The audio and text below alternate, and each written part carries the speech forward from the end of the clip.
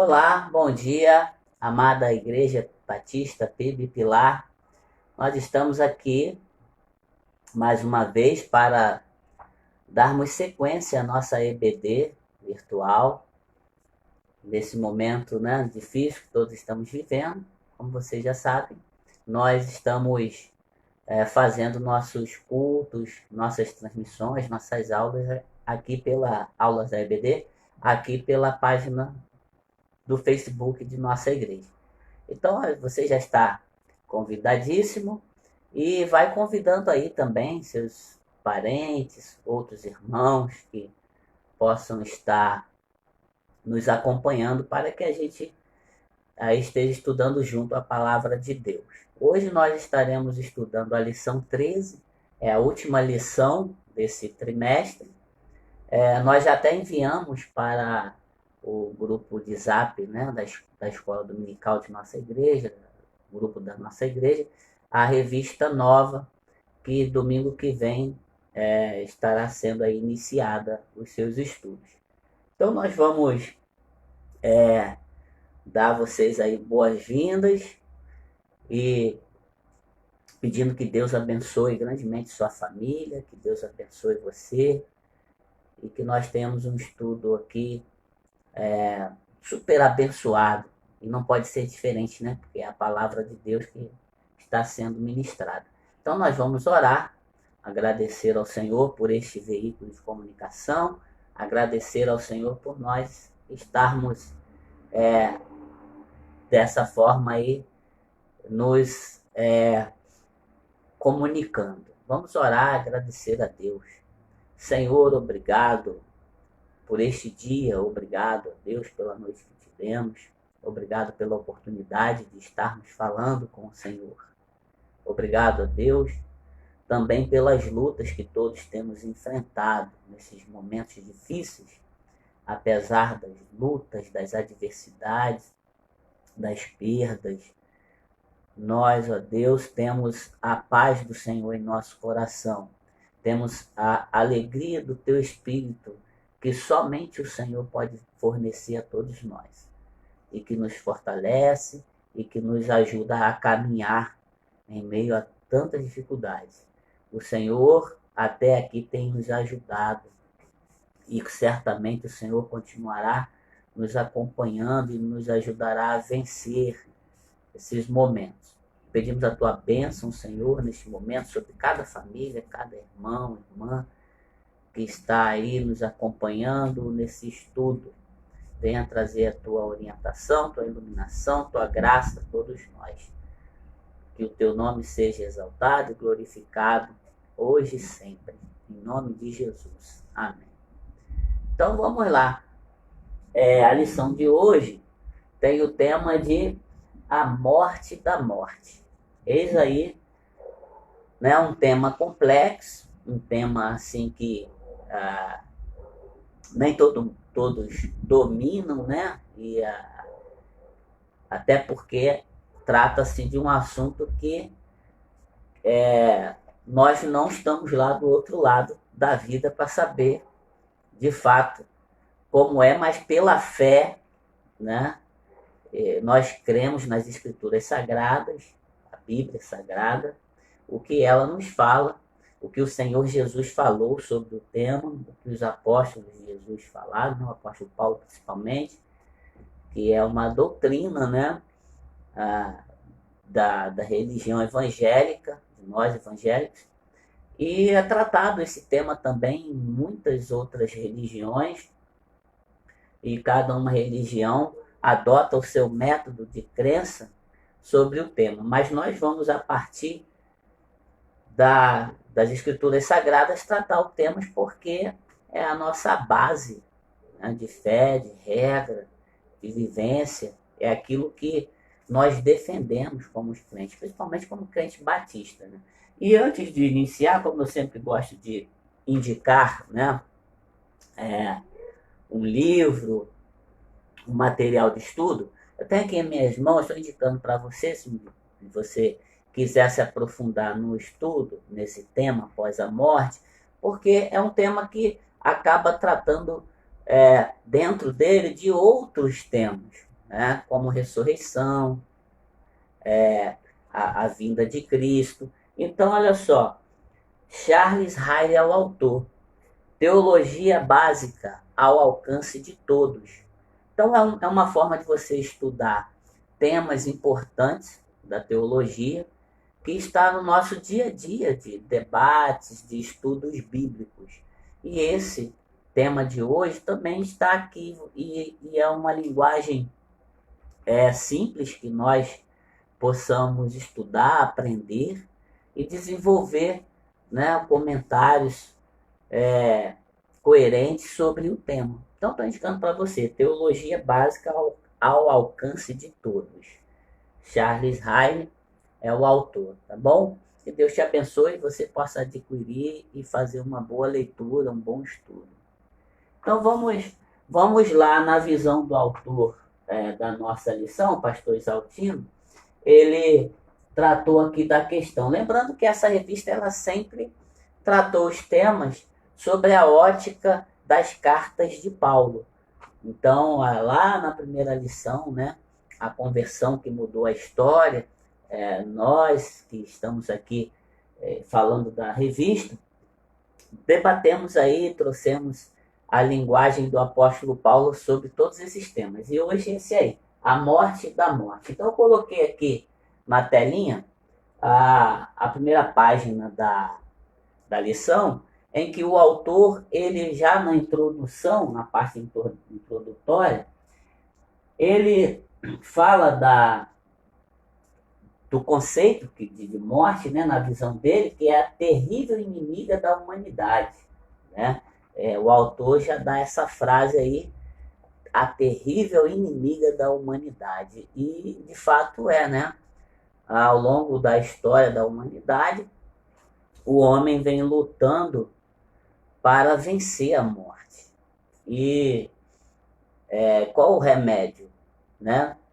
E as religiões, dentro de suas culturas, vai desenvolvendo suas crenças sobre a vida após essa fase aqui.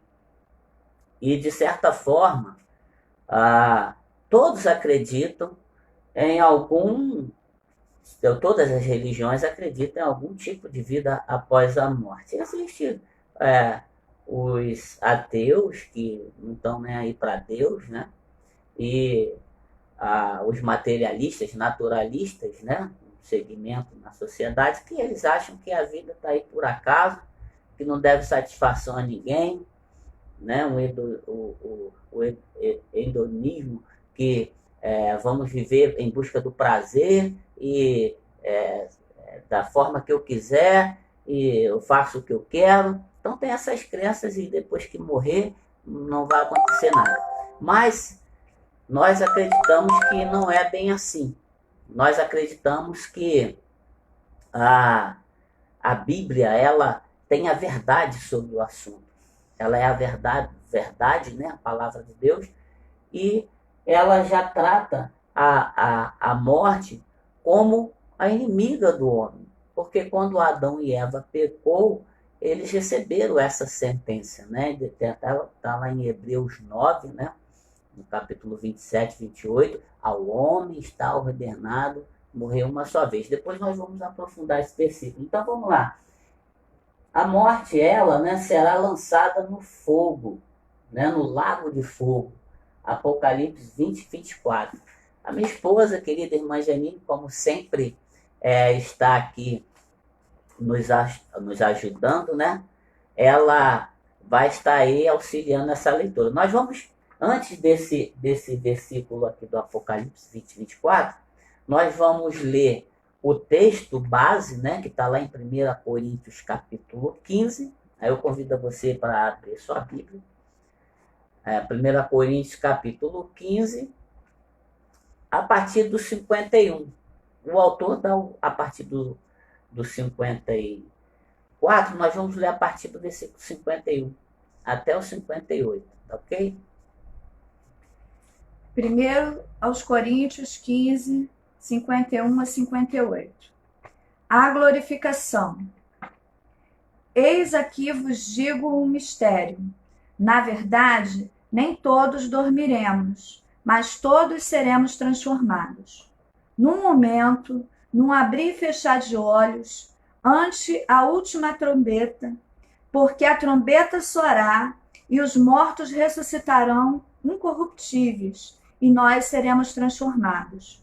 Porque convém que isto que é corruptível se revista da incorruptibilidade, e que isto que é mortal se revista da imortalidade. E quando isto que é corruptível se revestir da incorruptibilidade, e isto que é mortal se revestir da imortalidade, então cumprir-se-á a palavra que está escrita: tragada foi a morte na vitória. Onde está, ó morte, o teu aguilhão? Onde está, ó inferno, a tua vitória?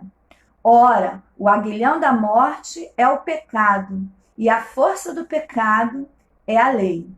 Mas graças a Deus que nos dá a vitória por nosso Senhor Jesus Cristo. Portanto, meus amados irmãos, sede firmes e constantes, sempre abundantes na obra do Senhor, sabendo que o vosso trabalho não é vão no Senhor. Aleluia, glória a Deus.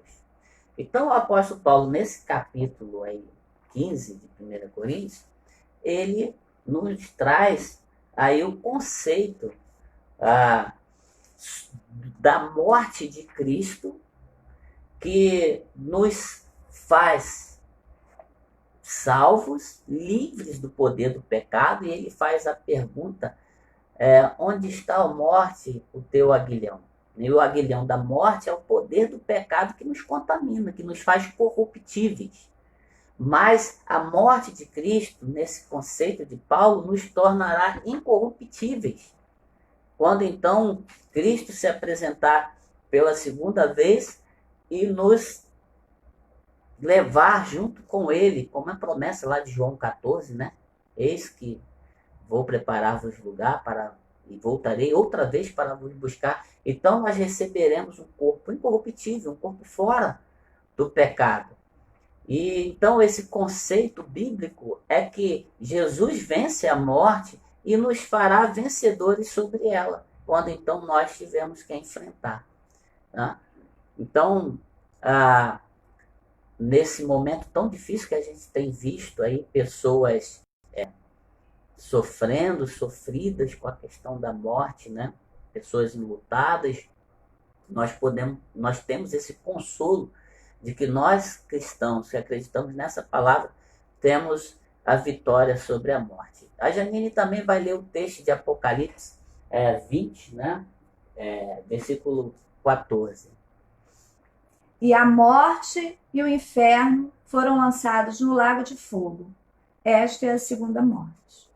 Então, essa é a morte da morte, né? Como diz o título da lição, a morte que tanto nos assusta e que causa aí tanto sofrimento a muita gente, ela será derrotada. Aliás, ela já foi derrotada na cruz, quando Cristo morreu, e na ressurreição de Cristo, Jesus já venceu. E no milagre de Lázaro, né? Lá em João 11, Jesus faz esse milagre exatamente para provar o seu poder sobre a morte, ressuscitando a Lázaro.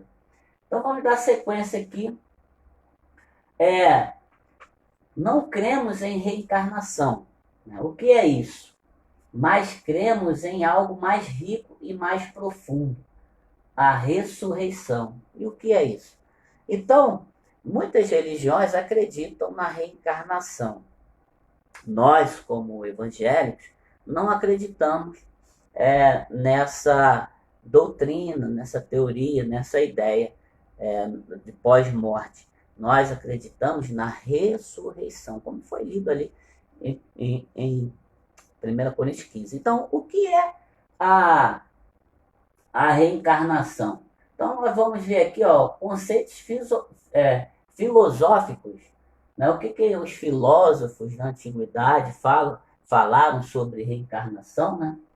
A reencarnação é uma ideia de diversos sistemas filosóficos e religiosos, segundo a qual uma porção do ser é capaz de subsistir à morte do corpo. Então, há um conceito de que o homem é constituído de corpo, espírito e alma. Né? Dentro da teologia, esse tema é tratado como a tricotomia. E há outro conceito de que o homem é tratado como corpo e alma ou corpo e espírito, a alma e o espírito sendo a mesma coisa. Então, na ideia filosófica, há uma forma de, depois da morte, o ser, né, continuar ainda vivendo. Uma parte do que constitui o corpo, no caso o espírito ou a alma, continua vivendo. Então, na morte física, a alma não entra em estágio final, mas volta num ciclo de renascimentos, numa ação de encarnar-se sucessivas vezes para a consecução de um fim específico, como autoaperfeiçoamento ou a anulação do karma. Heródoto, um conhecido como pai da história, menciona esta doutrina como centro da origem egípcia. Então, os egípcios antigos acreditavam nessa crença de que após a morte, a alma ou o espírito retornaria a viver novamente, ou como ser humano, ou como um animal, ou como um vegetal, até mesmo como uma árvore. Há muitas crenças, né? Inclusive no Oriente, né? Que acreditam nessas teorias de que a alma volta a fim de se aperfeiçoar e assim é uma forma de vencer a morte. Então, o Heródoto, que é considerado aí na filosofia o pai da história, ele dá essa ideia na origem egípcia. Mas a gente sabe que os gregos também têm, através de Platão, né, e seus diálogos, a República, por exemplo, ele trata dessa questão. Bom, mas nós, crentes, nós não acreditamos assim. Nós acreditamos no conceito de ressurreição, que é diferente de reencarnação, né?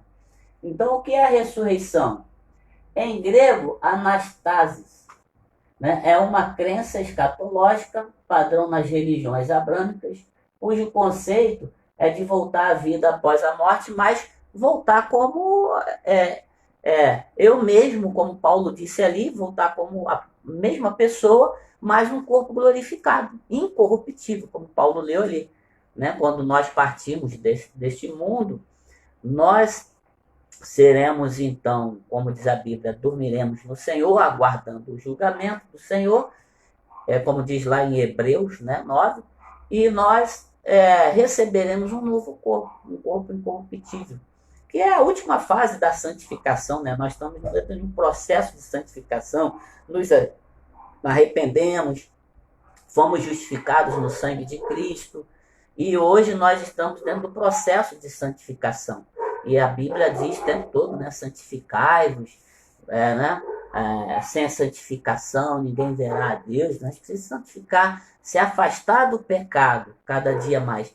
E esse poder da justificação pelo sangue de Jesus, da cruz de Cristo, nos dá a vontade de não querer estar pecando, de querer vencer a nossa natureza humana. O que é diferente nas outras teorias, que a gente já falou, em que elas querem viver de qualquer jeito, porque algumas seitas não acreditam que após a morte vai ter julgamento nem nada, então vamos viver de qualquer jeito que está tudo bom, e não é assim, né?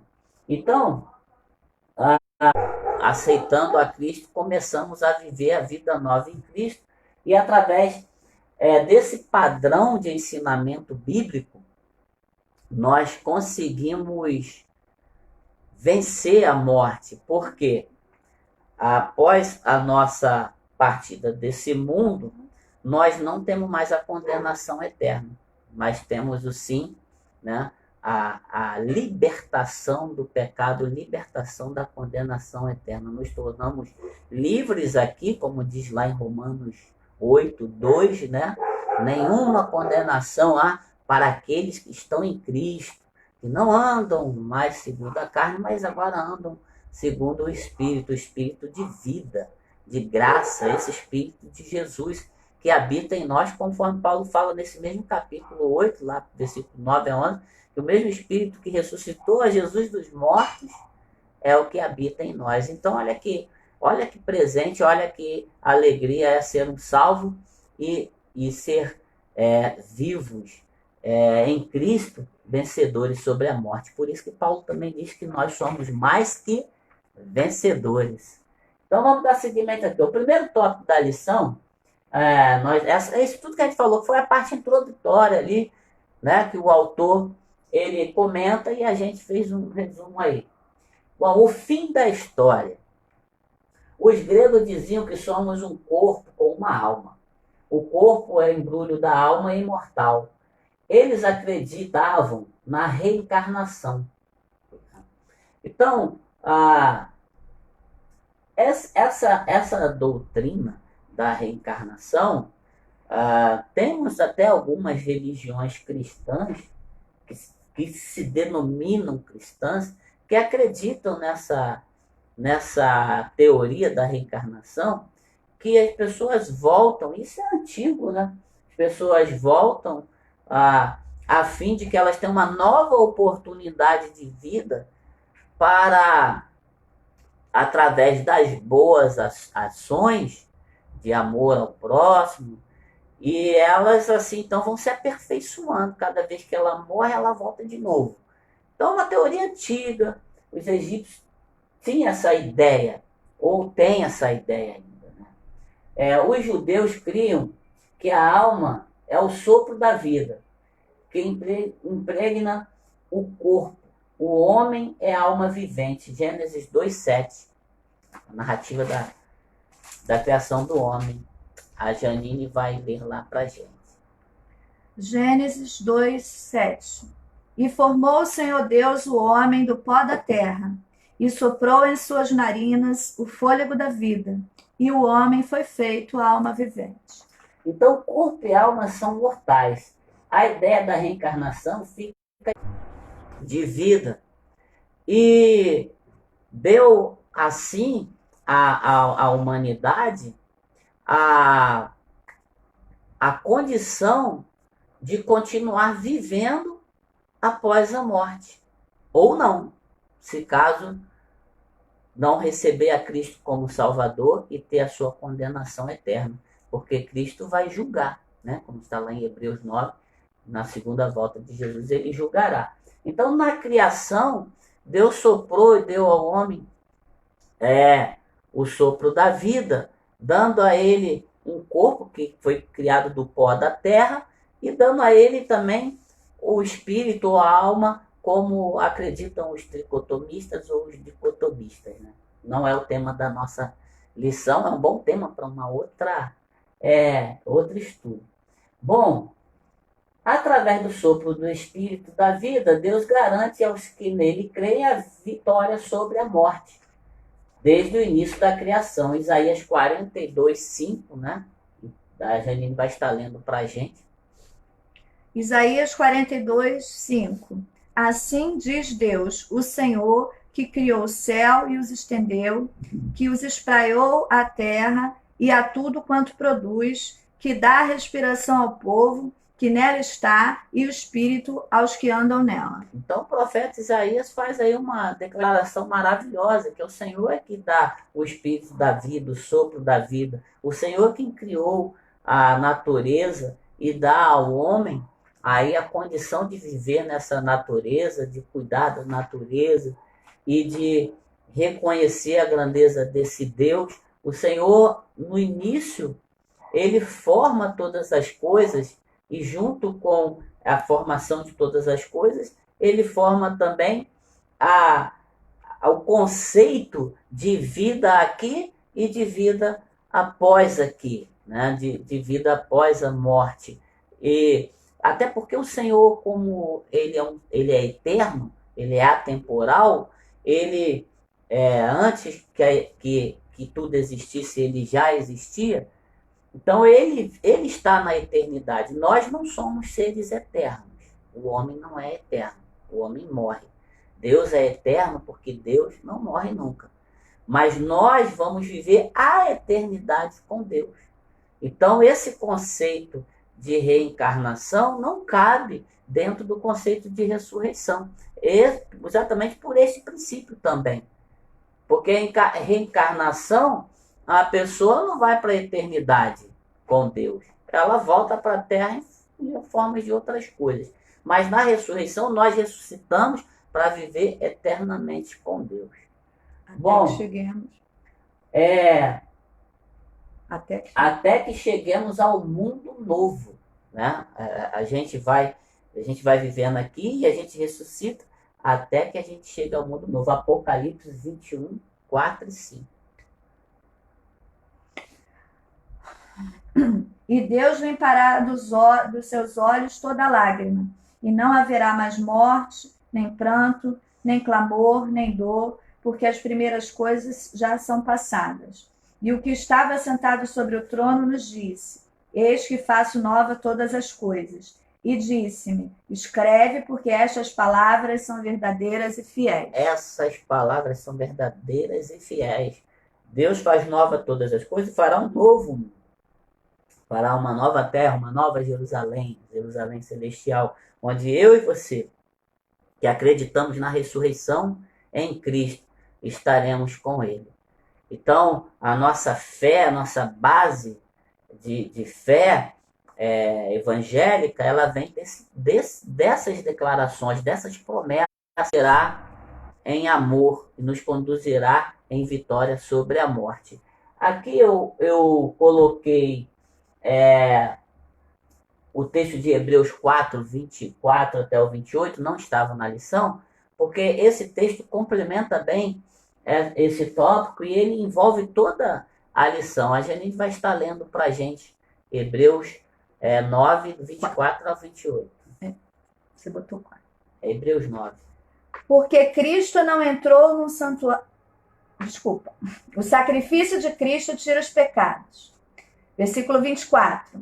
Porque Cristo não entrou no santuário feito por mãos, figura do verdadeiro, porém no céu, para agora comparecer por nós perante a face de Deus.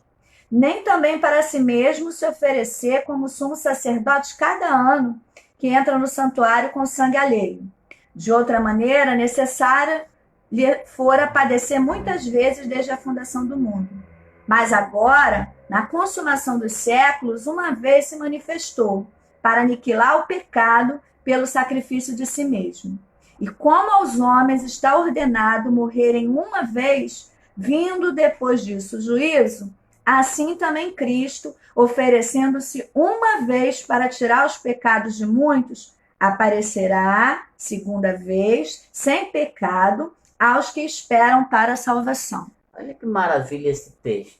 Então ele apresenta, né, Cristo como o novo sacerdote, que vem substituir os sacerdotes lá do Antigo Testamento, que simbolizava ali, durante todo o ano, através de um sacrifício, o perdão dos pecados das pessoas, e morria muitos animais sacrificados para simbolizar um perdão concedido por Deus. Então Deus está dizendo, olha, acabamos com esse simbolismo e vamos, de fato, a prática.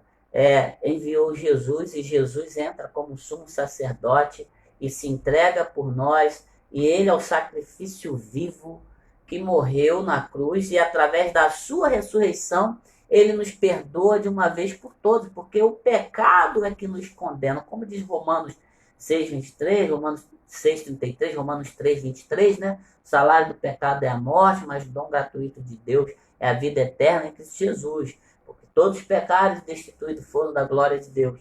Então o pecado faz essa separação, essa morte eterna. Jesus substitui os sacerdotes e morre e ressuscita e nos dá a condição de ter vitória sobre a morte. Temos vida eterna. E esse texto, ele nos dá 4 princípios básicos da nossa fé cristã. São 4 características que diferenciam o evangelho de todas as outras religiões. Primeiro, ao homem está ordenado a morrer uma só vez. Então, quer dizer, morreu, morreu aqui, acabou aqui. Você não volta mais. Mas tem sequência, que é o segundo ponto. A segunda característica que diferencia o evangelho de todas as outras. Né? Ele segue o juízo. Será julgado. Porque todos vão ter que mostrar o rostinho diante de Deus. Não é por acaso que a gente está aqui.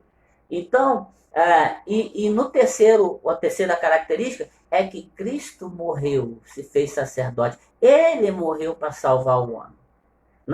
Em todas as outras religiões, o homem se salva por si mesmo, né? Através de seus esforços, seus sacrifícios. É como se o homem tivesse dado uma ajudinha para Deus. Senhor, eu vou te dar uma ajuda aqui fazendo bem ao próximo para eu ser salvo. Não, está errado, isso está errado. Né? Não é através das obras que ninguém se salva. E algumas religiões que se dizem cristãs falam até alguns versículos, né? O bom filho o pai ajuda, né? Esforça que te ajudarei. Não tem isso na Bíblia, né? Mas citam frases assim que não tem na Bíblia. A salvação não é algo que sai de baixo para cima. Não é o homem que vai em direção a Deus, é o contrário. No Evangelho, a salvação vem de cima para baixo. Né? É Deus que vem em encontro ao homem. Então, depois vai levar o homem com ele, salvo. Então, a terceira característica. E a quarta característica é que Cristo volta pela segunda vez. Ele vai voltar. Então, ele vai voltar para buscar a sua igreja. É promessa. Para então vencer a morte, que é aí o inimigo terrível.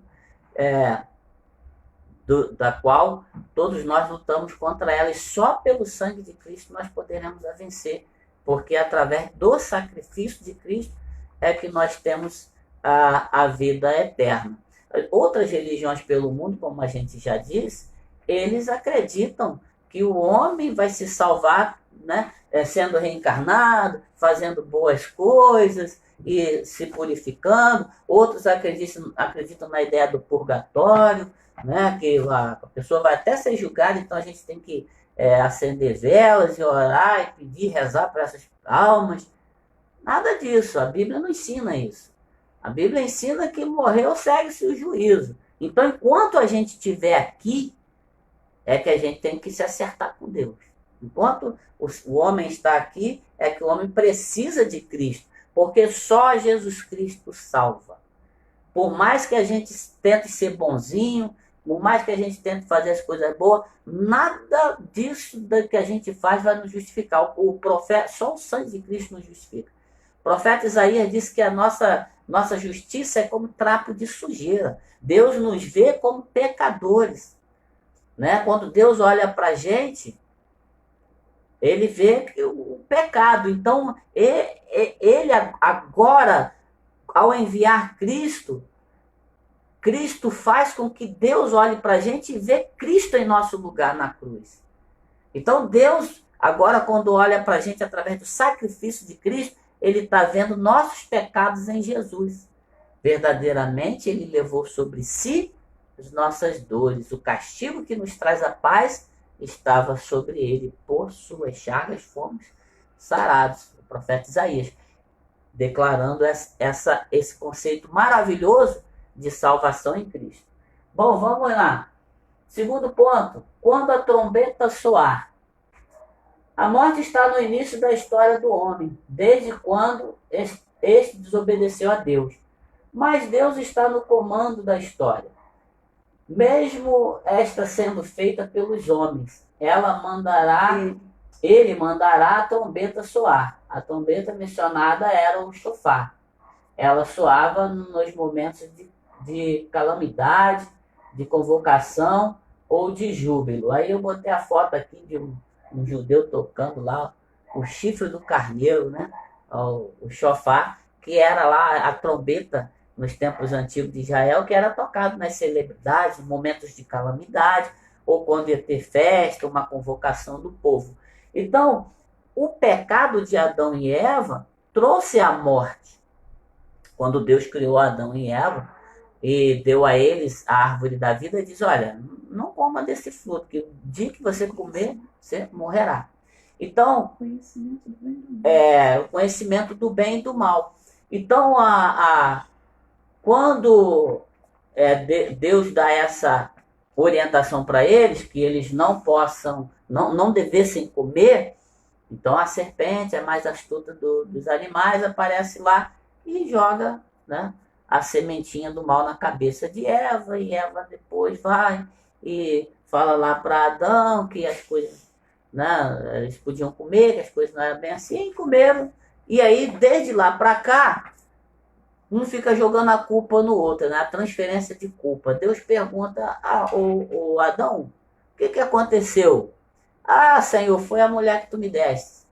E aí Deus vai lá e pergunta para Eva, Eva, o que aconteceu? Ah, Senhor, foi a serpente que me enganou, mas ninguém quis assumir a culpa, né?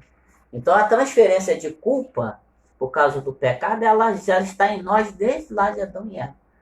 Então ninguém quer assumir suas culpas, mas quando a gente dá lugar ao Espírito de Deus, a gente assume nossas culpas e a gente passa a receber o perdão de Jesus, que foi consagrado na cruz, né? Foi ali marcado na cruz o perdão para as nossas almas e nos dá a vitória sobre o pecado e, consequentemente, a vitória sobre a morte. Bom, a morte surgiu como maldição, Gênesis 3, né? Quando, então, a sentença que Deus deu ali para Adão e Eva após o seu pecado. Cristo veio abolir a maldição na consumação de sua obra, a removerá por completo, né? O novo sopro se completará, virá julgamento final e a morte será julgada. Apocalipse 20, 14 já foi lido, né? A morte vai ser julgada, vai ser lançada no lago de fogo. Terceiro ponto, quando a morte morrer, viveremos para sempre com Deus. Quando esse dia chegar, Cristo reinará. O novo mundo iniciado em Cristo com sua obra na cruz será concluído. Na descrição do novo mundo, surge um novo rio da água da vida e da árvore da vida. Apocalipse 22, 1, 2. Então, ao criar esse novo mundo, esse novo lugar, também teremos o rio da vida e a árvore da vida, que é também o contrário da morte, né? Nós teremos a vida abundante na eternidade. Apocalipse 22, 1 e 2. E mostrou-me o rio puro da água da vida, claro como cristal, que procedia do trono de Deus e do Cordeiro. No meio da sua praça, e de um e de outro lado do rio, estava a árvore da vida, que produz 12 frutos, dando seu fruto de mês em mês, e as folhas da árvore são para a saúde das nações. Aleluia, para a saúde das nações. Essas são a consequência da morte da morte. Quando a morte for julgada, lançada no lago de fogo, e quando Cristo mudar toda a configuração dessa vida que nós temos aqui e nos levar para viver essa vida em glória com Ele, nós teremos tudo que é o contrário da morte. Nós teremos a vida e a vida em abundância. A vida saudável, a vida sem o poder do pecado, a vida sem as doenças, a vida sem o Covid-19, a vida sem o câncer, a vida sem todas as doenças, a vida sem a enganação, sem a corrupção, a vida sem as brigas, sem as discórdias, a vida da paz, a vida do verdadeiro amor que só Cristo pode nos dar. E Ele vai voltar para buscar seu povo. Essa é a vitória de Cristo e da sua igreja sobre a morte. Bom, quarto ponto. Tudo isto Cristo conseguiu na cruz. A morte foi ferida na cruz. Jesus consumou o plano do Pai. João 19, 30. Né? Com sua ressurreição, Jesus quebrou o aguilhão da morte e fez com que ela começasse a morrer. Nós lemos o texto lá Coríntios 15, né? Nós vamos ler João 19:30. Onde Jesus, né, ele consumou todo o plano de salvação, o plano perfeito, né, de Deus. E quando Jesus tomou o vinagre, disse: está consumado. E, inclinando a cabeça, entregou o Espírito. Nesse momento em que Jesus fala, está consumado, inclina sua cabeça e entrega o seu espírito a Deus, a morte começa a morrer. É a vitória da vida sobre a morte. É a vitória da graça sobre o pecado. É a vitória do Espírito sobre a lei. É a graça vindo agora habitar em nós. Porque depois da morte, Jesus ressuscita, aparece aos seus discípulos, aparece a muitas pessoas lá em Atos 1, né? Jesus apareceu a muitas pessoas e ele faz a declaração da promessa do envio do Espírito Santo. Esse é o Espírito que vem habitar em nós. Então, a partir daquele momento que Jesus morre na cruz, ele mata a morte, começa a matar a morte. A morte está sentenciada a morrer para sempre. E enquanto nós estivermos nessa vida, nós teremos que enfrentá-la. Mas enfrentaremos conforme aquele hino que a gente canta, né? E quando, enfim, né, chegar a hora em que a morte enfrentarei, terei vitória, verei na glória o meu Jesus, que vivo está. Aleluia, dá um glória a Deus aí, porque você não precisa ter medo da morte. E os nossos queridos que já partiram, a gente fica aqui sofrendo, né? Pela falta, pela ausência, mas a gente fica consolado pelo Espírito Santo, porque eles também venceram a morte. Eles agora estão com Cristo na glória, esperando o julgamento do Senhor, que vai dizer para ele: vinde, bendito do meu Pai, possuí por herança o reino que vos está preparado. Então, eles têm ouvido isso do Senhor e nós ouviremos também. Então, a nossa vitória é completa. Jesus quebrou o aguilhão da morte, nós já falamos, né? A morte não assusta mais, entristece. A morte não assusta, mas entristece, pois nos separa das pessoas que amamos. Ela não é invencível. É o texto de 1 Coríntios 15, de 20 a 24. Né? Nós nos sentimos entristecidos, como a gente falou, né? Pela partida dos entes queridos. Temos famílias, né, que estão enlutadas, que estão sofrendo, chorando. A perda, que é algo terrível, é um sofrimento que somente o Espírito Santo de Deus pode consolar. Somente o Espírito Santo de Deus pode dar o conforto.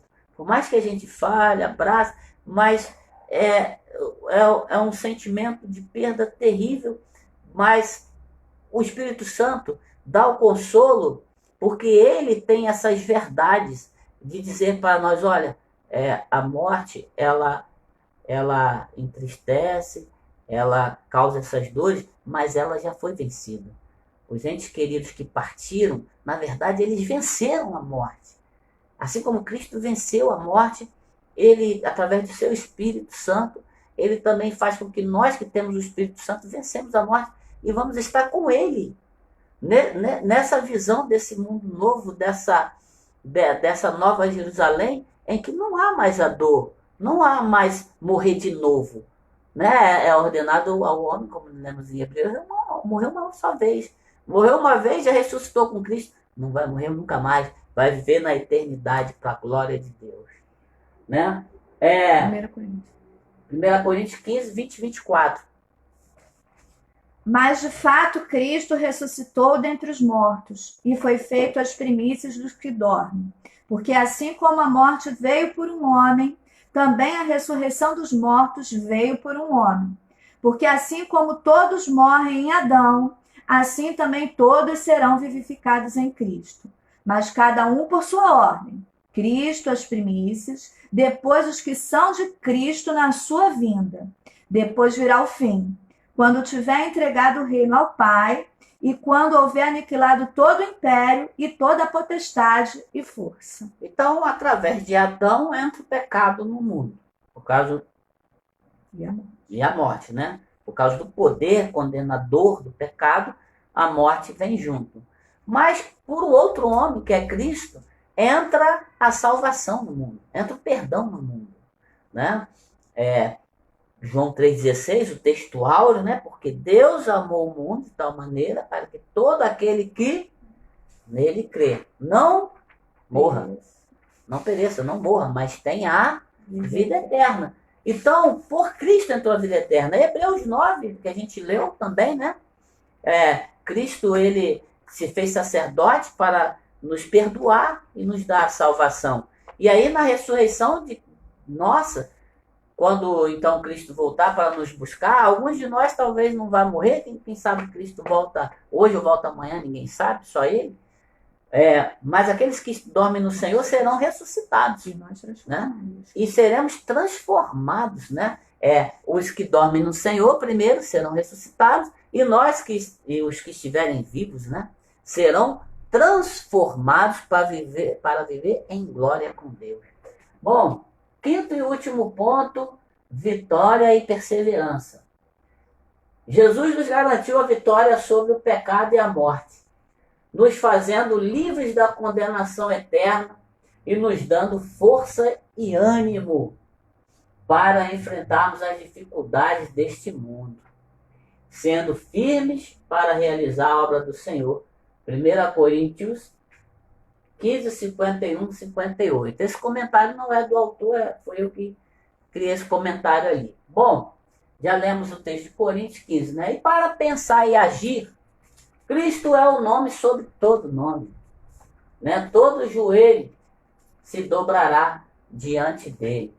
Filipenses 2, 9 e 11. A Janine vai ler ali para a gente fazer o nosso encerramento, dando glórias a Deus e agradecendo a Deus, porque Cristo venceu, Cristo venceu a morte e Ele nos dá essa vitória também.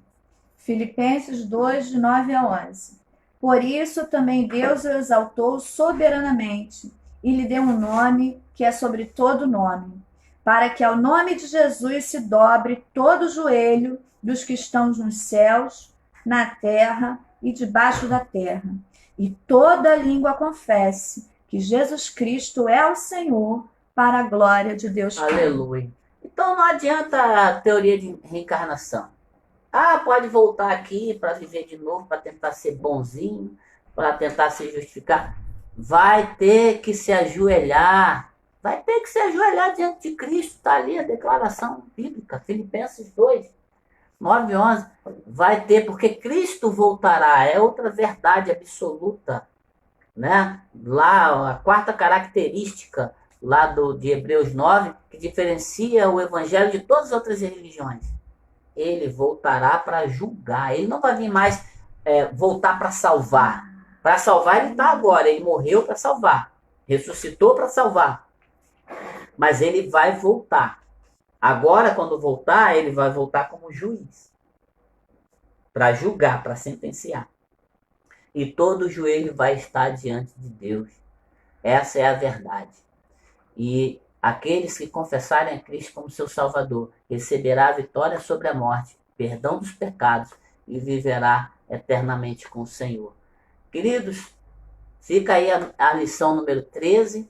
Nós pedimos que Deus te abençoe e que Deus fortaleça o teu coração de ânimo, de amor, de forças, para nós atravessarmos aí esse momento difícil que estamos vivendo, certos de que somos vencedores sobre a morte.